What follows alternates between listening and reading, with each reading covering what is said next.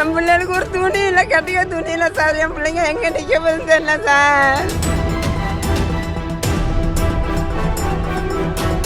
உட்கார இடம் இல்லாத என் பிள்ளைய ரோட்டில் அடிக்குது. தேவை செஞ்சு 4 நாள் தான் சார்.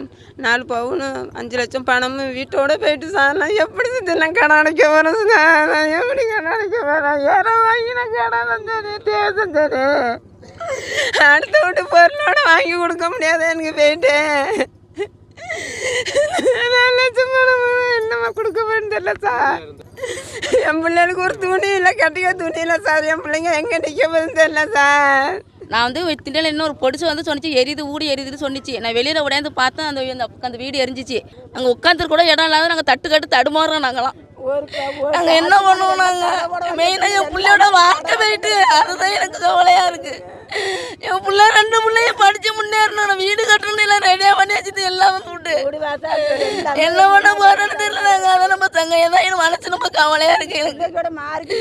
நாங்கள் என்ன பண்ணுவோம்? நாங்கள் உட்காந்து நாங்கள் தட்டு ரோட்டில் தட்டு எடுத்துக்கிட்டு தான் நிற்கணும் நாங்கள் சாப்பிட்றது.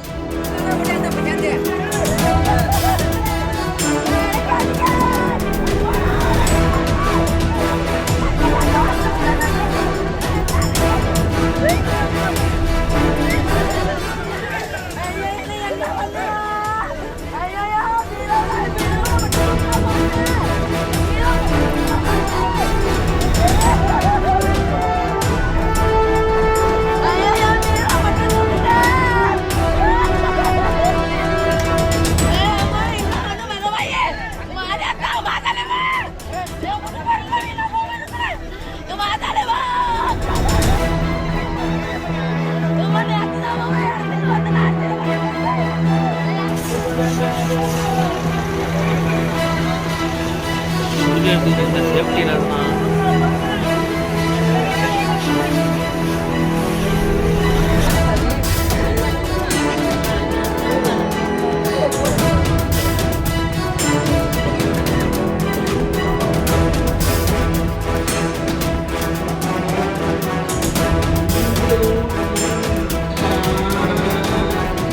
சின்ன சின்ன கூட சேர்த்து வச்சு